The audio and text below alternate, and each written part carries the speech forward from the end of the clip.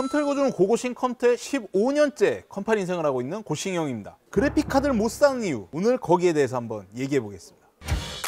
글카 폭등하는 이유를 일단 첫 번째로 분석을 한번 해봐야 되겠습니다. 자, 첫 번째, 수요 폭증입니다. 게임에 필요한다든지 작업용 이런 데 필요했던 그래픽 카드인데 요게 제3의 요건, 채굴에도 사용이 된다, 요런 느낌이죠. 자, 이 채굴에 어느 정도 사용이 되냐, 혹시 모르는 분들을 위해서 살짝 말씀드리겠습니다. 자, 지금 여기 보시면 여기 빼곡하게 꽂혀 있는 이게 벌집 아닙니다. 벌집이 아니고 이거 지금 그래픽 카드의 현재 상황입니다. 채굴에 이만큼 정도 쏟아 부어지는 거죠. 우리나라에만 채굴을 하는 게 아니고요, 전 세계적으로 모두 다 채굴을 하고 있습니다. 중국에서 채굴을 막는다 한다 한들 전기비가 저렴한 그런 곳으로 다 이주를 해서 이 채굴을 또 잘 하고 있다고 해요. 그래서 그래픽 카드들이 나오는 대로 족족이 다 빨려 나가기 때문에 우리가 그래픽 카드를 못 사는 첫 번째 이유 되겠습니다. 두 번째, 공급 문제입니다. 많이 나가도 많이 만들면 문제가 될 게 전혀 없습니다. 근데 이 그래픽 카드에 수요가 모자라게 됐었던 첫 번째 이유는 전염병이지 않나.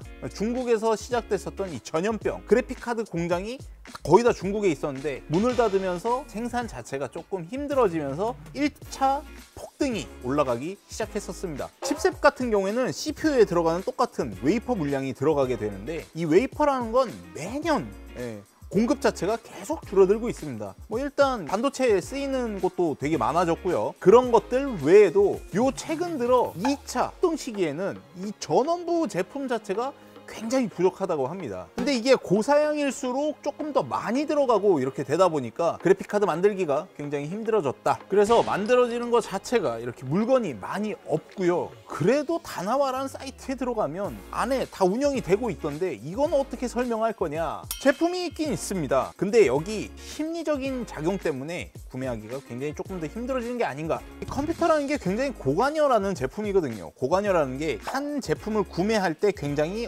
오랫동안 고심을 한다, 뭐 이런 식의 느낌이에요. 타 같은 경우가 굉장히 이렇게 고관여 제품으로 들어가지는데 이 제품이 어느 정도 가격에 값어치가 있게 되는지 굉장히 많이 찾게 되는데요, 처음에 어떤 가격에 판매됐었다는 얘기들을 확실히 알고 있고요. 이런 가격 자체를 우리가 알고 있다 보니까 실질적으로 지금 나오게 돼 있는 가격을 보고 구매하기가 굉장히 힘들다는 거죠. 이렇게 될 때까지 그래픽카드 회사는 도대체 뭘 했을까요? 굉장히 노력을 많이 해보긴 했습니다. 채굴에 해당되는 그래픽카드를 제작을 하는가 하면 3060 같은 경우에 처음에 그래픽카드가 나올 때서부터 채굴락을 걸었다, 이런 식으로 얘기를 하기도 했었고요. 로우 해시레이트라고 해서 채굴이 굉장히 조금 낮은 양이 되게 만드는 이런 것도 걸긴 했습니다. 초보형 그래픽 카드는 나중에 게이머한테 팔 수가 없으니까 그 확장성 자체가 없어지다 보니까 망했고요. 3060에 처음에 들어가 있었던 드라이버 쪽으로 해서 막아놨다라는 얘기는 엔지니어 드라이버가 어떻게 풀리면서 실수로 풀렸다고 하는데, 실수로 풀린 건지 어쩐 건지 모르겠지만 이것도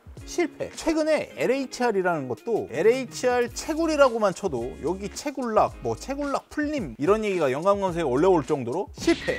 자, 만든 회사는 그렇다 치고 그러면 이 제품들을 유통하게 되는 수입사, 너네는 뭘 했니? 처음에 3080 제품이 나온과 동시에 오픈마켓 회사에다가 던짐으로써 해서 수입사에서 바로 유저에게 넘어가게 만드는 이런 제품들을 시작하지 않았나. 해외 출시가보다 굉장히 낮은 금액대에 3080이 판매됐었던 거 모두들 기억할 겁니다. 에이서스 굉장히 칭찬할 만합니다. 잘못을 해도 까방거나 하나 정도는 이런 수입사들의 노력에도 불구하고 지금 2차 폭등이 일어났는데요. 지금 여기 나와 있는 그래프 같은 경우에는 3070이 올라갔던 금액 추이하고 이더리움 가격이 올라갔던 그 추이입니다. 가다가 조금 올랐고, 쭉 가다가 조금 올랐고, 약간 떨어지다 폭등하고, 이런 것처럼 이 가상화폐 가격에 의해서 그래픽카드가 굉장히 오르락내리락을 많이 하는데, 자, 이런 상황에서 결국에는 가상화폐 폭락할 때까지 기다려야 하는지, 거기에 대한 대책 방법,